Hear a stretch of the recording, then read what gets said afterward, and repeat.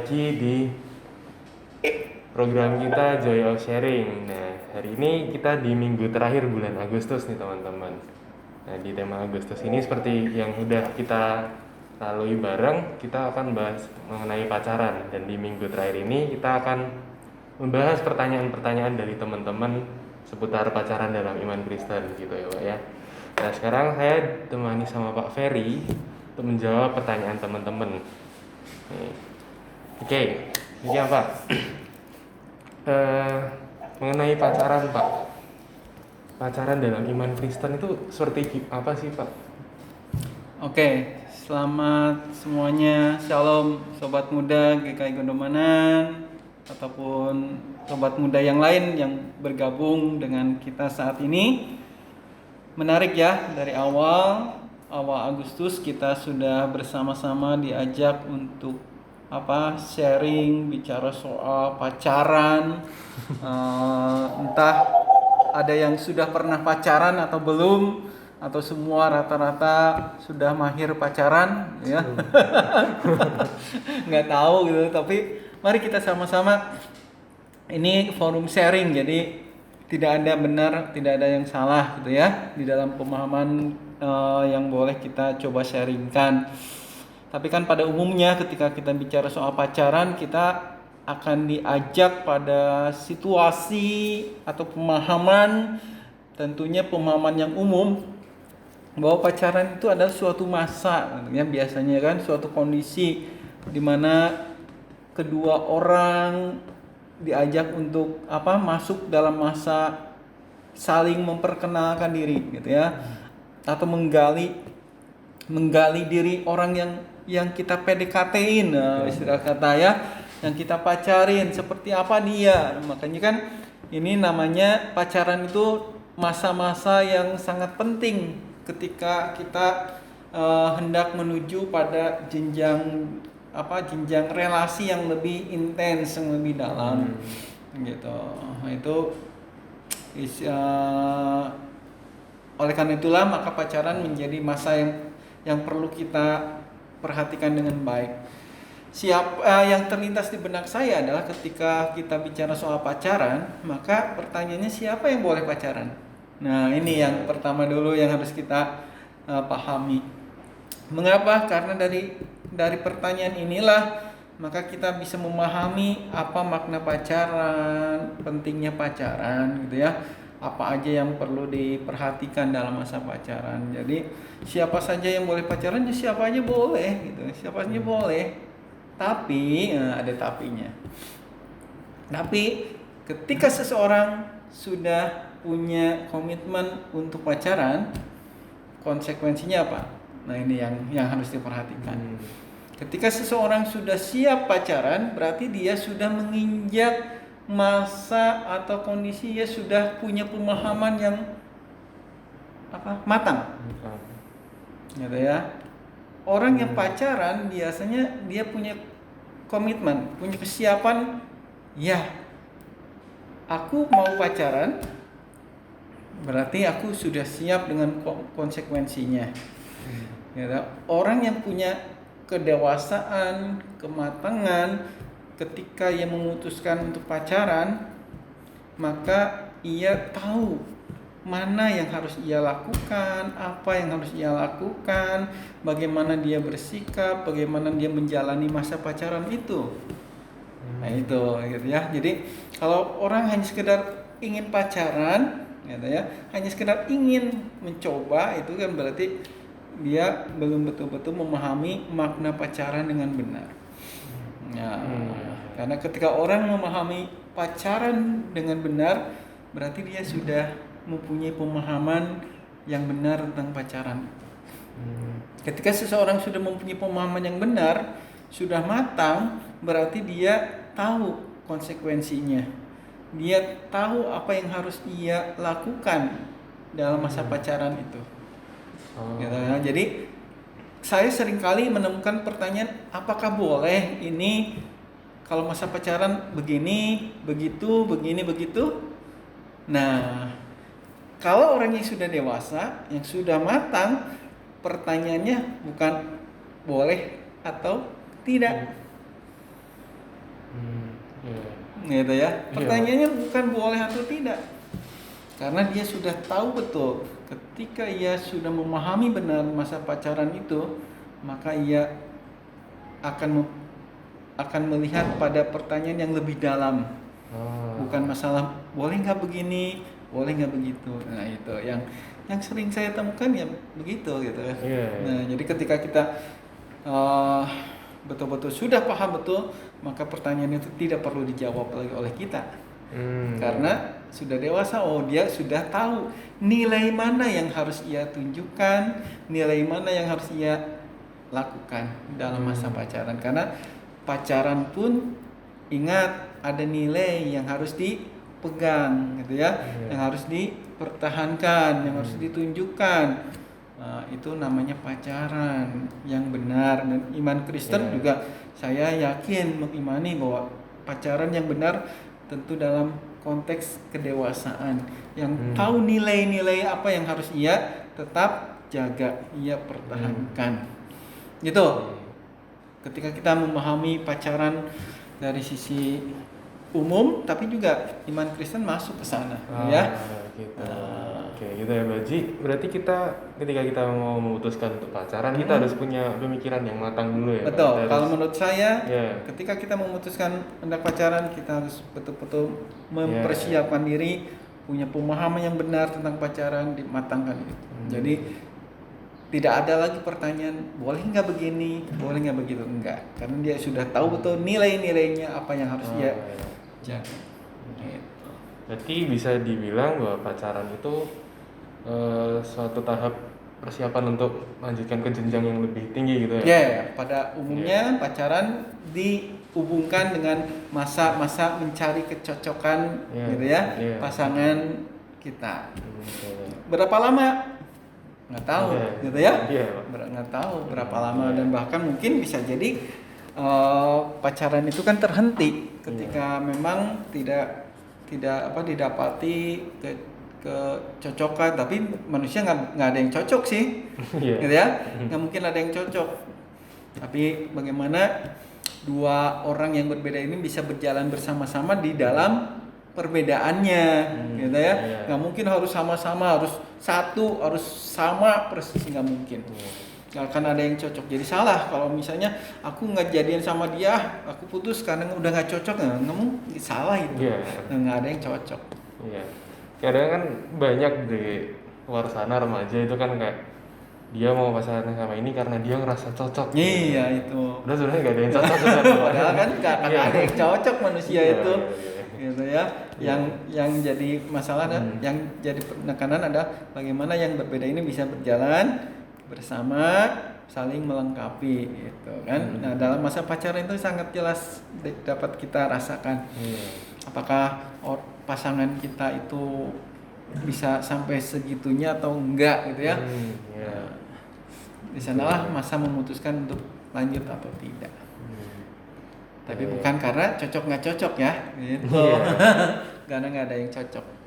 Terus kan saya sering jumpai Pak di luar sana, itu kan di kalangan remaja ya Pak. Itu ada yang pacaran tuh sekedar coba-coba. Gimana Pak? Pak? Nah makanya saya tadi katakan di awal, orang yang mau pacaran, dia sebetulnya orang yang sudah siap, orang yang sudah matang pemahamannya tentang pacaran. Kalau hanya sekedar nyoba-nyoba itu bukan pacaran kalau menurut saya. Nah itu coba-coba, gitu ya. Belum pacaran ya? Belum pacaran kalau menurut saya, gitu. Nggak tahu teman-teman memahami seperti apa. Saya memahami itu belum pacaran. Terus nih dari teman kita Rafael, kira-kira kamu ada pertanyaan nggak seputar nih pacaran nih? Ada Pak Ferry nih. Oh ya Pak, aku sih mau nanya sedikit. Tadi kan Bapak bilang pacaran itu ya berjalan dengan perbedaan, saling menerima dan melengkapi ya Pak. Nah, saya juga mau tanya, dalam pacaran itu sejauh mana kita saling menerima perbedaan, saling melengkapi itu sejauh mana Pak, supaya kita bisa dapat goalnya itu nanti ke jenjang yang lebih maju Pak. Ya, saya ulangi ya pertanyaannya ya. Sejauh mana apa tadi berjalan di dalam perbedaan itu maksudnya ya? Ya, Pak. Nah, Oke, sejauh mana? Nah, kita tidak bisa mengukur sampai sejauh mana, gitu ya. Tapi bagaimana kita bisa berproses di dalam semua perjalanan dua orang yang berbeda ini, gitu. Saya yakin setiap orang punya apa namanya? Punya apa ya namanya ya? Ukuran masing-masing ya, ukuran lah gitu ya, nggak ada kata lain yang bisa sampai dia bisa mengukur, dia bisa menilai untuk melanjutkan atau tidak, gitu ya. Karena apa? Ada banyak hal yang menjadi pertimbangan, faktor internal dirinya maupun faktor eksternalnya toh. Akan ada selalu banyak hal yang kita temui, ada banyak hal tantangan, banyak hal yang mungkin juga tidak diharapkan kita temui gitu ya. Faktor dirinya, faktor pasangannya, faktor keluarganya, faktor lingkungannya, entah. Nah, orang yang matang, orang yang dewasa bisa menilai itu semua, menyikapi itu semua dengan baik.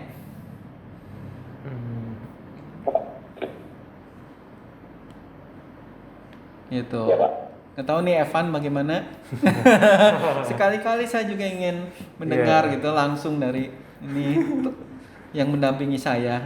Saya bingung, Pak. Saya juga belum punya pacar. Belum punya pacar di sini ya. Iya, belum punya. Ya ini sebagai persiapan gitu, Pak. Oke. Itu sih kalau Ya, ya. Dan ini Pak, sebelum kita masuk ke pertanyaannya teman-teman, nah, ini aku mau sedikit bertanya juga, Pak. Kan sekarang tuh banyak di fenomena di kalangan remaja yang dia tuh sebenarnya udah punya pacar, kemudian dia ngerasa nggak cocok sama pacarnya, terus dia putusin tuh, terus dia ganti terus. Itu bagaimana Pak? Tanggapannya Bapak? iya, tahu kan saya katakan tidak ada yang cocok kan? Ya. Iya, emang tidak ada yang pernah yang cocok. Kalau emang alasan kita putus dengan itu nggak cocok ya itu juga menurut saya salah. Alasan yang salah kalau kita putus nyambung nyari dengan alasan cocok nggak cocok gitu ya. Tapi tentunya tadi saya katakan orang yang pacaran, yang memutuskan untuk pacaran dia punya kematangan, dia punya nilai yang ia pegang gitu ya, sehingga tidak asal sembarangan dia menjalin sebuah hubungan dan tidak sembarangan dia memutuskan sebuah hubungan gitu ya. Oke, itu ya buat teman-teman yang masih suka gonta-ganti Iya. pacar gitu.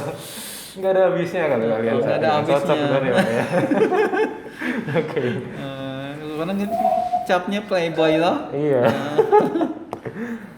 Oke, Pak, sekarang kita bakal masuk ke pertanyaannya teman-teman nih. Kita waktu itu sempat ngadain Google Form untuk ngisi pertanyaan teman-teman. Nah, sekarang kita mau bacain pertanyaannya satu-satu nih, Pak. Nah, pertanyaannya nggak ada namanya sih, Pak. Kita bikin anonim aja biar teman-teman merasa leluasa buat bertanya seperti itu. Pertanyaan pertama nih, Pak. Yang Bapak bilang tadi ini ada pertanyaan, sebenarnya pacaran itu sendiri boleh nggak sih? Nah, pacaran itu sendiri boleh nggak sih ya? Saya tadi katakan di awal ya, orang yang mau pacaran dia harus siap dulu. Nah, dia harus punya kesiapan diri untuk konsekuensinya, gitu kan? Dia harus memahami betul apa itu pacaran.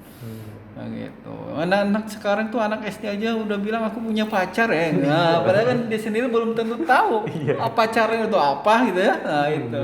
Saya kadang geli sendiri, saya sering ketawa sendiri. Ada anak SD kelas 4 loh, dia ngomong ke aku nih. Om, aku udah punya pacar ya. Kamu pacaran, waduh, kamu tahu gak sih pacaran itu apa? Jadi saya nggak bisa bilang apa tadi boleh nggak pacaran atau apa? Iya, pacaran itu sendiri boleh nggak? Nah itu boleh apa nggak pacaran ya? Sebetulnya kan pacaran itu jadi hal yang tadi upaya untuk mengenal, tahap pengenalan gitu ya, Pak. Bukan boleh apa enggak? Sebetulnya harus enggak? Iya. Jadi lebih ditekankan di pengenalan Ya, sesama gitu kan ya. Oh iya, oke oke. Next kita ke pertanyaan berikutnya, Pak. Apa batas-batas dalam pacaran? Ya, Ini sering apa banget ditanyain sama batas-batasnya teman-teman. gitu ya. Ya. Ini ya yang penting ya. Ini saya setuju dengan pertanyaan ini. Iya. Bukan pertanyaan boleh apa enggak. Kalau pertanyaan boleh apa enggak saya nggak akan jawab. Karena itu bukan sebuah pertanyaan gitu ya. Itu oke. Apa batas pacaran? Nah, kita lihat. Saya tadi di awal menekankan ada nilai yang harus dijaga gitu ya. Ada nilai yang harus dijaga di dalam pacaran. Tentu nilai-nilai itu terkait dengan batasan-batasan apa ya? Norma-norma yang ada di masyarakat kita, tentu juga norma-norma keagamaan yang harus dijaga. Nah, saudara-saudara bisa mengingat kembali apa ajaran agama kita, norma-norma yang ada di agama kita, etikanya, etika masyarakat itu yang harus dijaga. Dua hal itu yang sebetulnya hal yang penting untuk tetap dijaga di dalam masa pacaran gitu ya. Norma apa? Keagamaan, etika-etika yang ada di masyarakat itu yang perlu diperhatikan. Karena seringkali orang kebablasan gitu ya, seringkali akhirnya dinikahkan oleh hansip gitu kan. Padahal nggak berbuat apa-apa loh, katanya aku nggak berbuat apa-apa. Padahal kan kami hanya duduk-duduk sampai jam 12 malam, nah terangkatnya oleh hansip gitu ya. Dinikahkan langsung.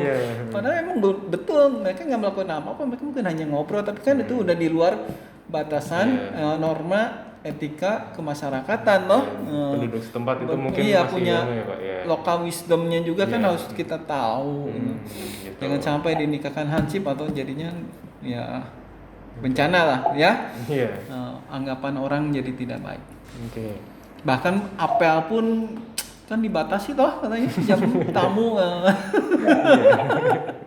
Nggak tahu nih apel suka Ya nih, Rafael gimana Rafael kamu kalau ngapel pacar ngapel kamu? pacarmu lihat batas waktunya enggak. Ya itu kira-kira perhatikanlah norma-norma yang berlaku di masyarakat juga di dalam keagamaan kita. Oke. Oke, kita ke pertanyaan berikutnya, Pak. Ini masih menyangkut tadi sih, Pak, batas-batas dalam pacaran. Nah, Kak, kalau pacaran udah kebablasan, cara benerinnya gimana? Nah, ini. Kebablasan, mobil kebablasan Iya. bisa balik lagi ya gitu ya. Oke. Pacaran udah kebablasan itu maksudnya apa? Ya, mungkin tadi melebihi norma-norma itu tadi, Pak. Itu Oke, makanya ya. bertobatlah satu. Ya ada yang lainnya hanya satu kata bertobatlah gitu. Balik lagi. Oke lah, koreksilah, refleksikan, koreksi semuanya. Ya, itu buat teman-teman yang udah terlanjur kebablasan, bertobatlah. Bertobatlah, nggak ada kunci lain. Iya. Nah, nih kemudian pacaran yang sehat itu kayak gimana sih? Nah, pacaran yang sehat. Nah, tentunya saya masih memegang tadi. Pacaran yang sehat tentu masih pacaran yang memegang nilai-nilai. Ya, norma, nilai, ya itu peganglah itu. Dan saya yakin itu juga sesuatu yang sehat. Pasti orang yang mengikuti norma, etika, nilai pasti dia sehat. Ya, berarti apa ya?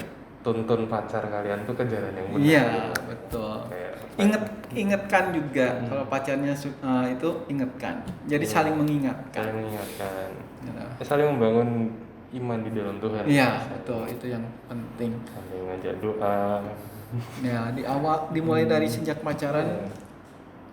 Oke, gitu. Terus, kayak ini ya. Ini deh, Pak. Kalau hubungan nggak disetujui orang tua, itu nikah lari boleh nggak sih, Pak? Hubungan yang tidak dihubungi orang tua, pacaran lari atau nikah lari? Ini kan masih dalam tahap apa? Pacaran atau nikah? Ya tahu ada pertanyaan gitu, Pak. Kalau hubungan nggak disetujui, ya mungkin kita dalam tahap pacaran ya kita pacaran lari. Mungkin istilahnya sekarang tuh backstreet gitu, Pak. Oke, backstreet gitu ya. Karena kan ini masih bahasan soal pacaran kan, belum soal belum nikah. Eh, di dalam konteks masyarakat kita kan menemui ke berbagai macaman ragam pemikiran, budaya, agama, latar belakang pendidikan yang berbeda, gitu ya, keluarga yang berbeda. Nah, tentunya tidak sedikit orang yang akan mengalami hal yang sama. Ya, pasti banyak kasus hubungan yang tidak disetujui. Nah, tentu dengan banyak pertimbangan keluarga, ada karena mamanya nggak setuju, papanya nggak setuju, karena pacarku begini, gitu kan? Nah, lantas bagaimana menyikapinya? Punya pengalaman, teman-teman? Nah, saya belum pernah. karena saya belum pernah mengalami sih. Saya belum pernah mengalami, jadi saya hanya berbagi dari apa yang saya lihat, saya saksikan, sharing teman-teman gitu ya. Nah, suatu hubungan yang tidak disetujui oleh anggota keluarga, orang tua memang pasti berat. Pasti berat. Ya. Nah, sekarang hadapilah berdua. Buatlah komitmen kalian berdua, tunjukkanlah pada orang tua bagaimana relasi kalian, hubungan kalian itu menjadi sesuatu yang positif. Gitu ya. Kalau backstreet saya rasa itu hal yang negatif, malah semakin membuat orang tua ya tidak setuju gitu ya. Malah sebaliknya kalau saya tantanglah, tunjukkanlah yang positif bagi orang tuanya yang nggak setuju itu. Nah, orang tuanya akan melihat, oh iya ternyata penilaiannya selama ini bisa sendiri salah, gitu kan? Ketika kita tunjukkan sesuatu yang positif, bisa jadi sesuatu yang tidak disetujui itu bisa jadi berubah, gitu ya, jadi disetujui. Tidak sedikit juga hal itu terjadi. Gitu ya, orang tuanya asalnya tidak setuju. Lama-kelamaan ketika dia menunjukkan hal yang positif, malah sangat setuju gitu, sangat menyetujuinya. Ini bukan sinetron ya, banyak di lingkungan dia hal yang menyatakan banyak gitu ya. Bukan hanya di sinetron aja. Ya, kalau menurut saya sendiri pun restu dari orang tua itu memang benar-benar yang utama gitu Pak. Jadi kalau misalnya orang tua menginginkan ya oke, kalau enggak ya kita coba untuk meyakinkan yang positif ya tentunya teman-teman ya. Kalau kalian sendiri yakin pasti bisa. Tapi kalau kalian sendiri tidak yakin ya orang tua juga bisa tidak yakin gitu ya. Yang penting kita punya keyakinan yang sama. Punya semua keyakinan yang sama. Kalau kamu gimana, Raf? Menurutmu? Kalau backstreet tuh gimana? Ya Pak, sebelum ini saya juga pernah backstreet Pak. Pengalaman ya, ya. Coba, karena Pak,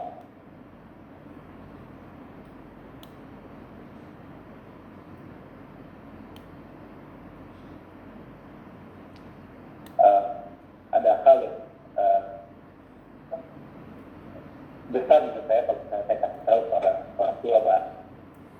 Saya lebih karena saya pernah pacaran beda kepercayaan Pak. Apa? Dia pernah pacaran beda agama kepercayaan gitu Pak. Terus beda. Beda kepercayaan. Nah, kira-kira menurut Bapak gimana Pak? Bapak menanggapi hal itu tentang saya sebagai Kristen, saya menjalin kasih gitu sama selain beda percaya Pak. Gimana tanggapan Bapak? Beda keyakinan ya katanya. Saya sih udah yakin sama dia, tapi dianya yang tidak yakin dengan saya.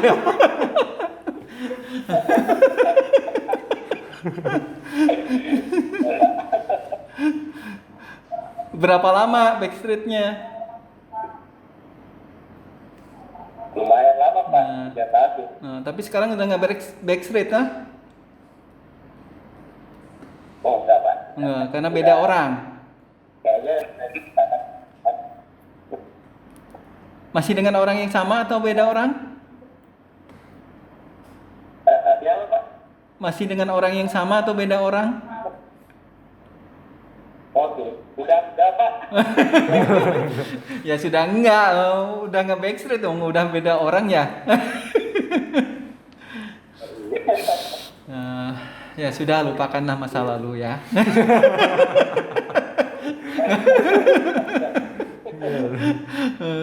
Ya banyak juga kan, saya tadi katakan bahwa lingkungan kita tinggal di lingkungan yang beragam. Dengan banyak budaya, termasuk juga banyak agama, bisa jadi kita bertemu dengan orang yang beda agama, gitu kan? Kita suka. Nah, masalahnya kan tadi kita beda agama. Cuman yang sering kali dipermasalahkan kan itu agama, gitu. Kamu agamanya beda, tapi memang bicara soal iman kan nggak bisa ditawar-tawar biasanya ya. Carilah kamu yang satu iman gitu. Saya memahami betul kenapa alasan itu dijadikan sebagai patokan satu iman, betul. Karena pasti nanti ada konsekuensinya yang akan kita hadapi kalau beda iman gitu. Tapi ingat, jangan pernah menyalahkan iman orang lain. Jangan pernah mencap iman orang lain jelek, gitu ya. Kita arogan, iman kita iman yang paling benar, gitu kan. Tapi kita melihat lebih jauh dari sana adalah konsekuensinya. Lihat konsekuensinya aja, gitu. Apakah kita siap dengan konsekuensi itu atau tidak? Gitu. Nanti lihat ketika sudah sudah menikah dengan tradisi yang berbeda, dengan kehidupan yang berbeda, punya anak, nanti anaknya mau ikut sama siapa, gitu kan. Banyak tuntutan, banyak konsekuensi yang harus siap ditanggung. Nah itu, saya pernah juga melayani pernikahan beda agama, gitu ya. Itu kira-kira. Oke gitu ya Pak. Dan ini masih menyangkut pacaran beda agama nih Pak. Ini ada teman kita yang tanya juga. Ini dia nyantumin ayat juga sih Pak. Jadi pacaran beda agama itu sering disangkut pautkan dengan 2 Korintus 6 ayat 14 gitu Pak. Gitu, jangan jadi pacaran yang tidak seimbang. Itu gimana sih Pak? Nah berarti kan sama toh tadi konteksnya. Jangan pernah menyandingkan atau menyalahkan iman orang lain lebih rendah dari kita, kita menjadi lebih benar. Padahal kan konteksnya kan berbeda. Yang disampaikan oleh Paulus ke jemaat Korintus tuh, itu konteksnya sangat berbeda. Karena konteks saat itu kan mereka diperhadapkan pada para penyembah Baal kan, orang-orang yang tidak percaya. Nah, itu kan masalahnya. Sedangkan kita kan nggak seperti itu konteksnya, ya. Memang jangan sampai mencap agama orang lain lebih rendah dibanding agama kita. Jangan orang akan marah dicap agama mereka gelap, gitu ya. Kita pun bisa dicap seperti itu toh. Orang lain mengatakan kita kafir, kita marah. Nah itu jangan. Jadi saya rasa tidak bisa diberlakukan dalam konteks saat ini dengan cap seperti itu, gitu ya. Karena di dalam kehidupan sehari-hari pun ayat itu tuh dipakai buat ngelarang orang yang pasangan yang pacaran beda agama gitu Pak. Iya, itu salah penafsiran. Salah penafsiran berarti ya Pak ya, kayak gitu kan. Nah, dari ayat ini juga Pak, konteks tidak seimbang itu bagaimana sih? Konteks tidak seimbang. Yang tadi kan disebutkan bahwa janganlah kamu merupakan pasangan yang tidak seimbang dengan orang-orang yang tidak percaya. Nah, orang-orang yang tidak seimbang itu bagaimana sih Pak? Ya, tentunya konteksnya kan bagaimana perjalanan keimanan seseorang itu berbeda, gitu ya. Tentunya seimbang di sini pastinya bagaimana dia bisa menyeimbangi iman dia, gitu ya.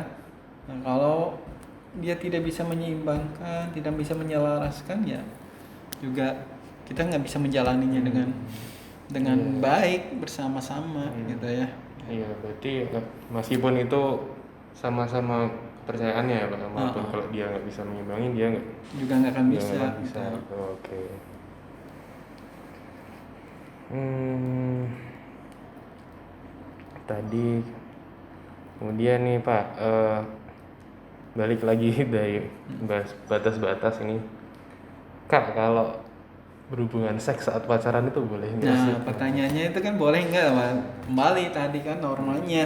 Saya nggak akan jawab ya ini ya, karena kan pertanyaan boleh nggak Iya. itu bukan pertanyaan yang dewasa. Orang yang sudah dewasa tahu betul oh ini boleh dilakukan apa enggak, Iya. kan? Nah, karena apa? Ya tahu betul nilai yang harus dia jaga, norma yang harus dia jaga. Oke. Oke. Oh. Terus kemudian nih kita lanjut pertanyaannya, Kak, kalau membangun hubungan di gereja terus putus, itu boleh pergi dari gereja nggak? Wah, ini banyak nih kasusnya, gitu kan? Sering banget namanya. Kayaknya ini pernah yang nanya ini pernah ngalami ya. Siapa ini? Makanya saya punya kebijakan di pemuda waktu saya melayani di gereja.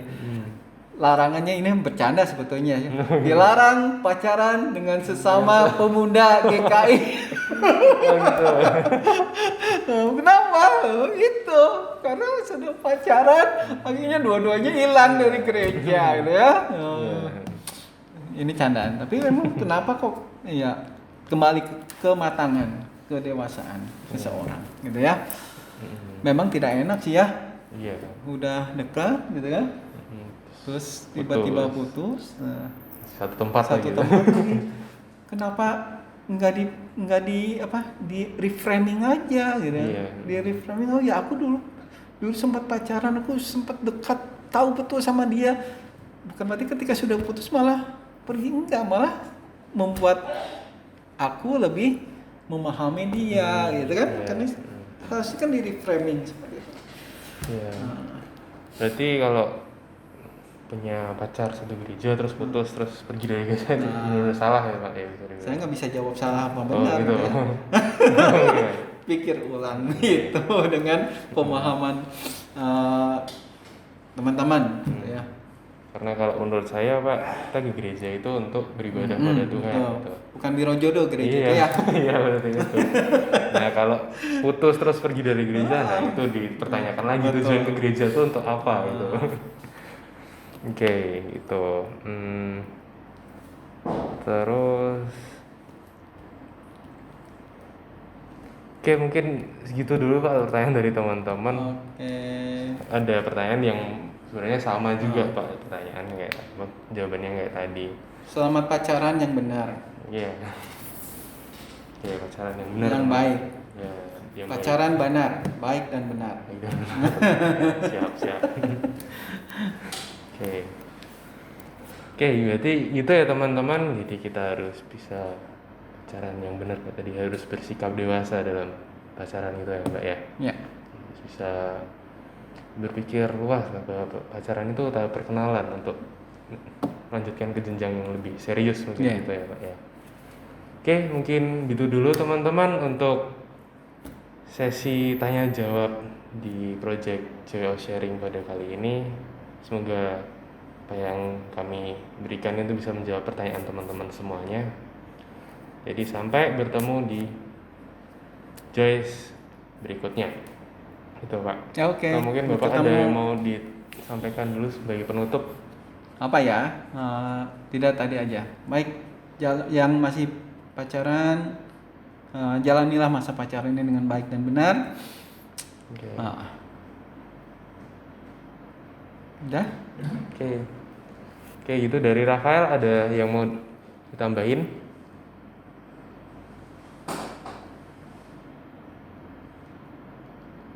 Setuju aja. Oke. Oke. Kalau gak ada yang ditambahin, oke gitu dulu. Sampai jumpa di project Joy of Sharing selanjutnya. Bye.